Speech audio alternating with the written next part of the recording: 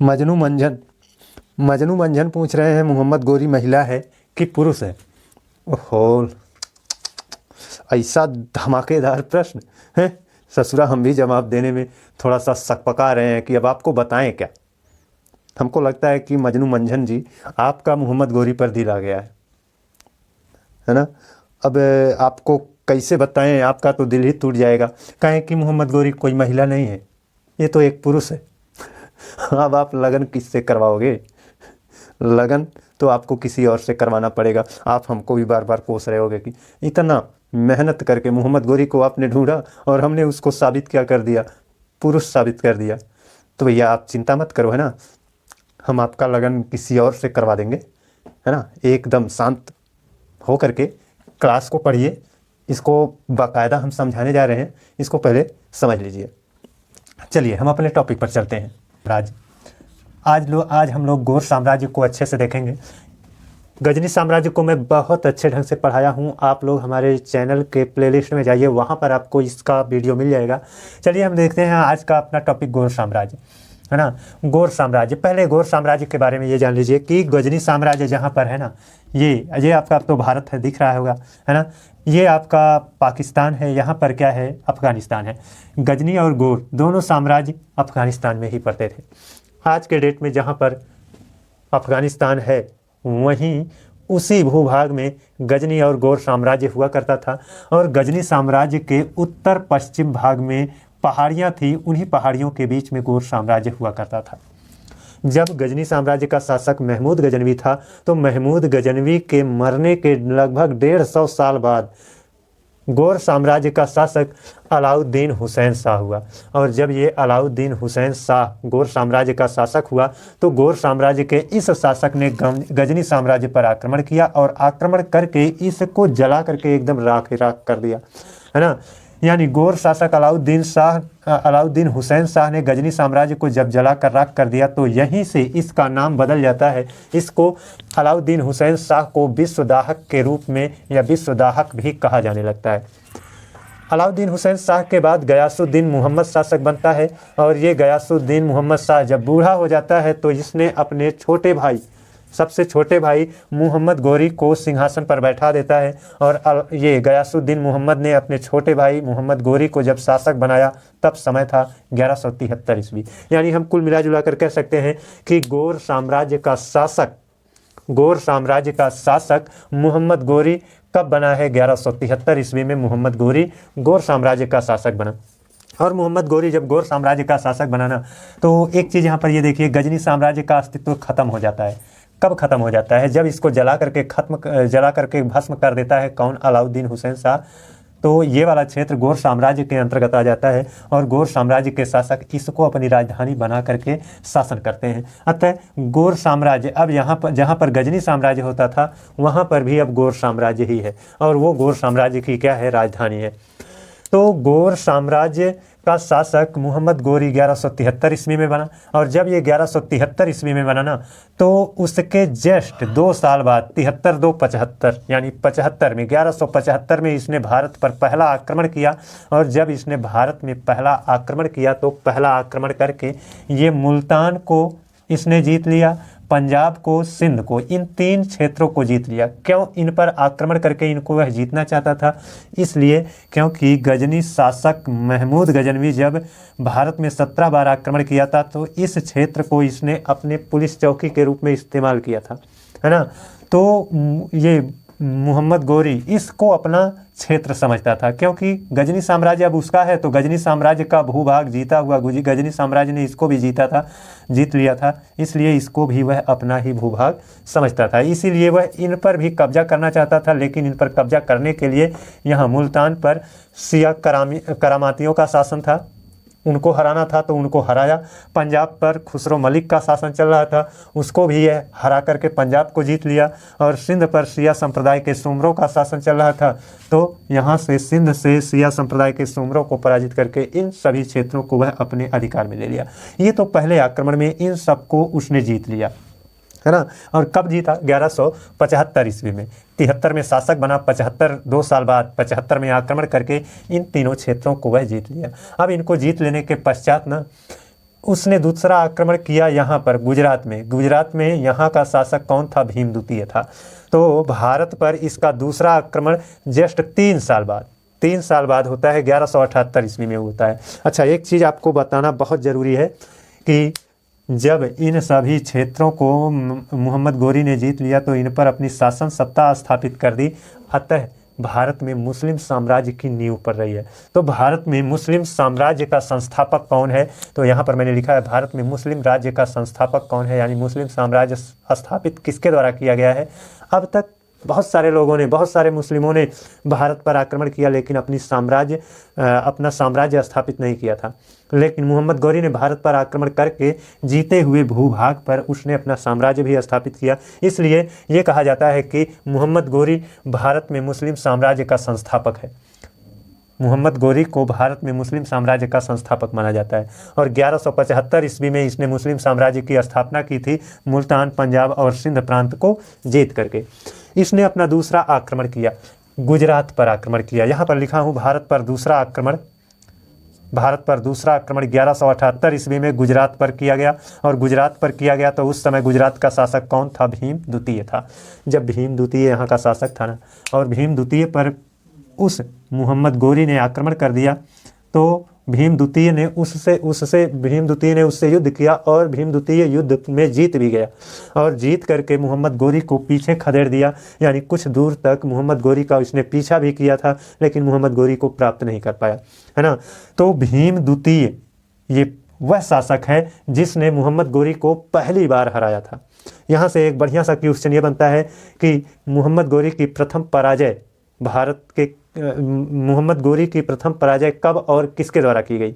तो मोहम्मद गौरी की प्रथम पराजय 1178 ईस्वी में भीम द्वितीय के द्वारा की गई, जो गुजरात का शासक था। अब यहाँ से जब मोहम्मद गौरी पराजित हो जाता है तो ये सोचता है कि अब यहाँ से पराजित हो गया तो वो चला जाता है ये मुल्तान, पंजाब, सिंध के क्षेत्र में यहाँ वाला जो भूभाग था जिसको लाहौर कहा जाता है। लाहौर को वह नहीं जीत पाया था, तो लाहौर को इसने जीता। कब जीत लिया? लाहौर को 1186 ईस्वी में जीत लिया। अब इसने देखे पंजाब को तो ये जीत ही चुका था, लेकिन पंजाब का कुछ हिस्सा भारत में है उसको नहीं जीत पाया था। मतलब कहने का मतलब ये है कि पंजाब बहुत बड़ा प्रांत था। मुल्तान, पंजाब, सिंध को इसने जीता था, लेकिन पंजाब का पूरा भाग नहीं जीत पाया था। इधर का भाग जो था वो पंजाब का इधर वाला भाग जो भारत में पड़ता है वो नहीं जीत पाया था। उस पर उसने आक्रमण किया। कब? लाहौर जीतने के बाद। तो पंजाब विजय इसने की, और जब पंजाब यह जीत लिया ना, तो पंजाब जब जीत लिया तो पंजाब की सीमा और राजस्थान में अजमेर पड़ता है उसकी सीमा। तो पंजाब, राजस्थान का अजमेर और दिल्ली, इन तीनों की सीमाएं एक दूसरे से टच करती हैं। अब पंजाब को जीत लिया तो मोहम्मद गौरी किससे टच करने लगा? दिल्ली और अजमेर से टच करने लगा। दिल्ली और अजमेर से जब ये टच करने लगा तो यहाँ का शासक कौन था? पृथ्वीराज चौहान था। अतः पृथ्वीराज चौहान के साम्राज्य से मोहम्मद गौरी का साम्राज्य टच करने लगा, है ना। जब ये टच करने लगा तो मोहम्मद गौरी ने यहाँ पर अजमेर में भटिंडा नामक एक स्थान है जो मोहम्मद गौरी के पृथ्वीराज चौहान का भूभाग था, महत्वपूर्ण भूभाग था। तो दिल्ली अजमेर के शासक पृथ्वीराज चौहान के भटिंडा वाले क्षेत्र पर मोहम्मद गौरी ने कब्जा कर लिया। ये बात कहाँ पृथ्वीराज चौहान को मतलब पचती है? पृथ्वीराज चौहान ने तुरंत ऐलान कर दिया कि हम भटिंडा को प्राप्त करेंगे, चाहे इसके लिए हमको मोहम्मद गौरी से युद्ध करना पड़े। तो पृथ्वीराज चौहान ने भटिंडा को प्राप्त करने के लिए, है ना, देखिए भटिंडा पर 1189 ईस्वी में मोहम्मद गौरी ने अपना अधिकार कर लिया था। और इसी भटिंडा वाले स्थान को प्राप्त करने के लिए पृथ्वीराज चौहान ने 1191 ईस्वी में तराइन का प्रथम युद्ध लड़े। और पृथ्वीराज चौहान इस तराइन के प्रथम युद्ध में 1191 में जो तराइन का प्रथम युद्ध हुआ इसमें जीत भी गए। और जीत जाने के पश्चात अब पृथ्वीराज चौहान ने अपना पुनः अधिकार भटिंडा पर तो कर लिया। मोहम्मद गौरी को वहाँ से पराजित होकर के भागना पड़ा, लेकिन पृथ्वीराज चौहान आश्वस्त हो गए। आश्वस्त हो करके अपने शासन कार्यों में लिप्त हो गए। अचानक से 1 साल बाद मोहम्मद गौरी ने दूसरा आक्रमण कर दिया और पृथ्वीराज चौहान की पूरी तैयारी नहीं थी, सेना एकत्रित नहीं थी। आधी अधूरी सेना को लेकर के वह तराइन का द्वितीय युद्ध लड़े, लेकिन उस युद्ध में अब अधूरी तैयारी के साथ जब युद्ध लड़ा जाता है तो पराजय होने का चांस बढ़ जाता है। और वही हुआ कि आधी अधूरी तैयारी के साथ पृथ्वीराज चौहान तराइन का द्वितीय युद्ध लड़े और उस युद्ध में पृथ्वीराज चौहान की पराजय हो गई।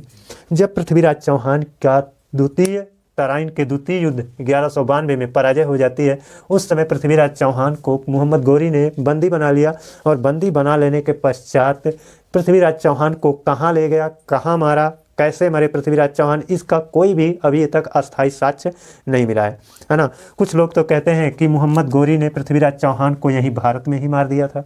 कुछ लोग कहते हैं कि नहीं, वो भारत से गौर साम्राज्य में ले गया और वहाँ पर उनकी हत्या की। कुछ लोग कहते हैं कि गौर साम्राज्य तो ले गया लेकिन हत्या नहीं कर पाया, वहाँ पर पृथ्वीराज चौहान ने शब्दवेदी बाण चला करके उसकी दोनों आँख फोड़ दी, उसके बाद उनकी हत्या हुई। कुछ लोग कहते हैं नहीं, गौर साम्राज्य में गए थे, आँख ओंख नहीं फोड़े थे, लेकिन वहाँ पर उन्होंने विद्रोह कर दिया था और उसी विद्रोह में वो मारे गए थे। तो इस तरह से पृथ्वीराज चौहान की मृत्यु कैसे हुई, इसका कोई अस्थायी साक्ष्य नहीं है। अपना अपना लोगों का मत है, बस उन्हीं पर चलता है ना। तो तराइन का प्रथम युद्ध 1191 में, जिसमें पृथ्वीराज चौहान जीत गए थे, और 1192 में तराइन का द्वितीय युद्ध, जिसमें पृथ्वीराज चौहान को पराजय का सामना करना पड़ा, मोहम्मद गोरी जीत गया था। अब जब ये दिल्ली और अजमेर का शासक तराइन के द्वितीय युद्ध में पराजित हो जाता है, तो ये वाला क्षेत्र भी किसका हो गया, मोहम्मद गोरी का हो गया। अब मोहम्मद गोरी यहाँ पर एक शासक हुआ करता था जिसका नाम था जयचंद्र। मोहम्मद गोरी ने जयचंद्र पर आक्रमण किया और जयचंद्र पर आक्रमण करके चंदावर के मैदान में 1194 ईस्वी में चंदावर का युद्ध हुआ और उस युद्ध में जयचंद्र पराजित हुए और पराजित करके जयचंद्र की हत्या भी मोहम्मद गोरी ने कर दी। इसके बाद मोहम्मद गोरी गौर साम्राज्य वापस जाने की तैयारी करने लगा। अतः हम ये कह सकते हैं कि मुल्तान, पंजाब, सिंध, दिल्ली, अजमेर और ये जयचंद्र वाला क्षेत्र जीत करके मोहम्मद गोरी अपने गौर साम्राज्य वापस चला गया। लेकिन इन सभी क्षेत्रों का रख रखाव करने के लिए कुतुबुद्दीन ऐबक नाम के व्यक्ति को रख दिया। अब देखिए, कुतुबुद्दीन ऐबक जो है ना, वो गुलाम था किसका, मोहम्मद गोरी का। मोहम्मद गोरी ने कुतुबुद्दीन ऐबक को खरीद लिया था गुलाम के रूप में, है ना। और गुलाम क्यों खरीदे जाते थे, सैनिक सेवा के लिए। तो हम ये कुल मिला जुला कर कह सकते हैं कि मोहम्मद गोरी ने कुतुबुद्दीन ऐबक को सैनिक सेवा के लिए खरीदा था। अतः मोहम्मद गोरी का गुलाम कौन था, कुतुबुद्दीन ऐबक। कुतुबुद्दीन ऐबक को ये वाला क्षेत्र दे दिया, ये वाला क्षेत्र जो जीत लिया था, भारत में जो क्षेत्र पड़ता है, इसको कुतुबुद्दीन ऐबक को दे दिया था। मोहम्मद गोरी का एक और गुलाम था जिसका नाम था यालदौज को ये वाला क्षेत्र दे दिया, यालदौज को ये क्षेत्र दे दिया। और ये सब क्षेत्र जो है ये कुबाचा को दे दिया, कुबाचा। तो यालदौज, कुबाचा और ऐबक, ये तीन इसके जो गुलाम हैं मोहम्मद गोरी के, ये तीनों गुलाम अलग अलग क्षेत्रों में अपने अपने हिसाब से शासन सत्ता को संचालित कर रहे हैं, है ना। और ऐबक यहाँ पर जब अकेला पड़ गया तो इसने एक गुलाम खरीद लिया। उस गुलाम का नाम था इल्तुतमिश। कुतुबुद्दीन ऐबक ने इल्तुतमिश नाम का एक गुलाम खरीद लिया और इस गुलाम को क्यों खरीदा, आप जितना जानते रहिए कि गुलाम इसलिए खरीदे जाते हैं कि वे सैनिक सेवा कर सके। अतः कुतुबुद्दीन ऐबक अपने सैनिक सेवा के लिए इल्तुतमिश नाम के एक व्यक्ति को खरीदा जो सैनिक सेवा के कार्यों में लिप्त हो गया। अब कुतुबुद्दीन ऐबक का कार्य था कि वह आगे बढ़ करके अपने साम्राज्य का विस्तार करें और कुतुबुद्दीन ऐबक इसके आगे बढ़ करके यहाँ पर एक साम्राज्य था, चंदेल वंश था। चंदेल वंश का शासक उस समय कौन था, परमारदिदेव था। तो कुतुबुद्दीन ऐबक ने चंदेल वंश के शासक परमारदिदेव को पराजित किया और पराजित करके ये चंदेल साम्राज्य को अपने साम्राज्य में मिला लिया। अब इसके आगे यह बढ़ करके लक्ष्मण सेन पर आक्रमण करना चाहता था, लेकिन लक्ष्मण सेन पर आक्रमण करने से यह इनकार कर दिया।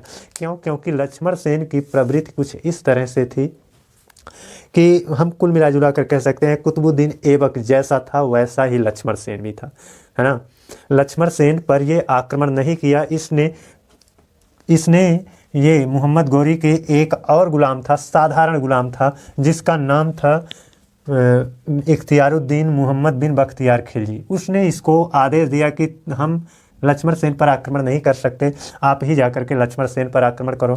तो इख्तियारुद्दीन मोहम्मद बिन बख्तियार खिलजी ने लक्ष्मण सेन पर आक्रमण किया, उसको पराजित किया, है ना। और इख्तियारुद्दीन मोहम्मद बिन बख्तियार खिलजी ने आगे बढ़ करके यहाँ पर बिहार है उसको जीत लिया, यहाँ पर पश्चिम बंगाल है उसको जीत लिया। यानी इख्तियारुद्दीन मोहम्मद बिन बख्तियार खिलजी ने पंजाब और पंजाब बोल रहे हैं, ये बिहार और पश्चिम बंगाल को, है ना, पश्चिम बंगाल ये वाला क्षेत्र भी तो पश्चिम बंगाल का है ना, पश्चिम बंगाल को जीत लिया। अब आप सब लोग जानते हैं कि बिहार में विक्रमशिला विश्वविद्यालय था, नालंदा विश्वविद्यालय था, है ना, और औदंतपुरी बौद्ध विहारो था। तो नालंदा विश्वविद्यालय, विक्रमशिला विश्वविद्यालय और औदंतपुरी बौद्ध विहारो, ये तीन महत्वपूर्ण शैक्षिक संस्थान थे।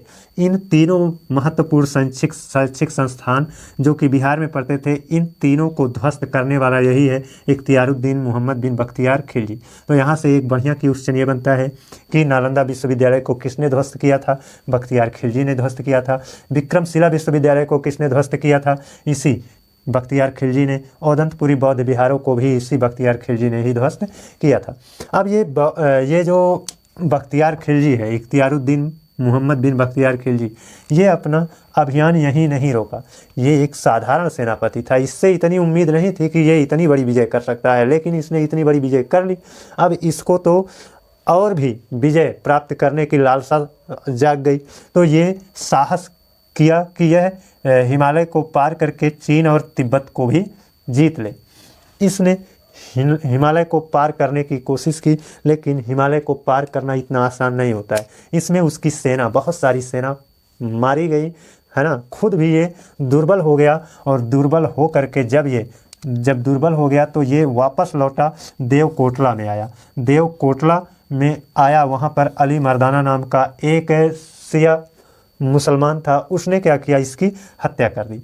तो यहीं पर इख्तियारुद्दीन मोहम्मद बिन बख्तियार खिलजी का चैप्टर समाप्त हो जाता है। इख्तियारुद्दीन मोहम्मद बिन बख्तियार खिलजी मर जाता है, जिसने नालंदा, विक्रमशिला, औदंतपुरी बौद्ध विहारों इन सबको ध्वस्त किया था, जो कि बिहार में पढ़ते थे।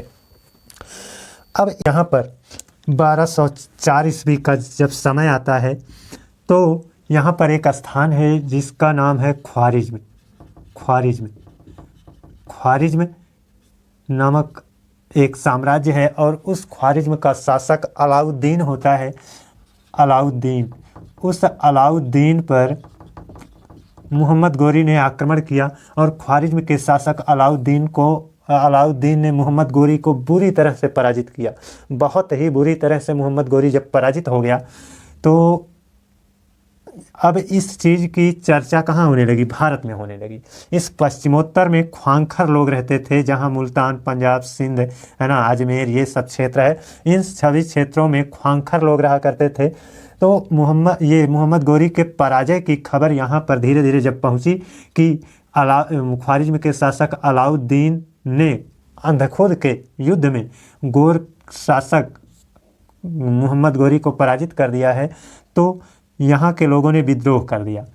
अतः पश्चिमोत्तर भाग में विद्रोह हो गया, ख्वांखरों ने विद्रोह कर दिया। यहाँ पर मैंने लिखा है 1204 ईस्वी में अंधखुद का युद्ध हुआ। उस अंधखुद के युद्ध में अलाउद्दीन ने, जो कि ख्वारिज्म का शासक था, उसने मोहम्मद गोरी को बुरी तरह से पराजित किया। और जब बुरी तरह से पराजित हुआ तो इसका सुनगुन कहाँ मिला? इन पश्चिमोत्तर क्षेत्र में मिला।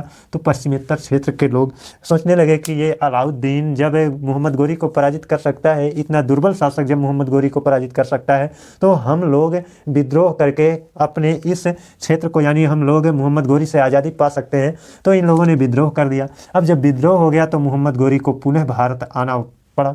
और मोहम्मद गोरी जब भारत आया, भारत आ करके यहाँ पर ऐबक था, ऐबक ने एक गुलाम खरीद लिया था, इल्तुतमिश। तो ये मोहम्मद गोरी, ऐबक और इल्तुतमिश तीनों मिल करके इस पश्चिमोत्तर में जो विद्रोह हो रहा था, उस विद्रोह को इन लोगों ने दबा दिया। अब मोहम्मद गोरी पुनः वापस जाने की तैयारी करने लगा। शाम का समय था, दयामक नामक स्थान पर ये शाम को नमाज पढ़ने के लिए बैठा था। उसी समय ख्वांखरों और शियाओं ने मिल करके इस मोहम्मद गोरी की हत्या कर दी। तो यहाँ पर अब मोहम्मद गोरी का भी चैप्टर क्या हो जाता है? क्लोज हो जाता है। अब मोहम्मद गोरी के एक गुलाम इख्तियारुद्दीन मोहम्मद बिन बख्तियार खिलजी, इसका भी चैप्टर क्लोज है, और मोहम्मद गोरी, इसका भी चैप्टर क्लोज है। अब चैप्टर किसका बचता है, ऐबक का बचता है, याल्दौज का बचता है और कुबाचा का बचता है ना। अब जब मोहम्मद गोरी मर जाता है तो भारत में ऐबक के द्वारा गुलाम वंश की स्थापना हुई है। याल्दौज इन सभी क्षेत्रों पर अपना साम्राज्य स्थापित करके चलाता है और कुबाचा इन सभी क्षेत्रों में अपनी शासन सत्ता को चलाता है। आज के वीडियो में बस इतना ही। अगले दिन आप लोगों को दिल्ली सल्तनत की शुरुआत की जाएगी और दिल्ली सल्तनत में पहला वंश होगा गुलाम वंश, और उस गुलाम वंश का संस्थापक कौन होगा, यही कुतुबुद्दीन ऐबक रहेगा, है ना। आशा करता हूँ कि आज का जो वीडियो है वह आप लोगों को पसंद आया होगा। अगर पसंद आया है तो प्लीज़ चैनल को सब्सक्राइब करके बेल आइकन को प्रेस कर लीजिए। अगले दिन आप लोगों से फिर मिलते हैं, तब तक के लिए धन्यवाद।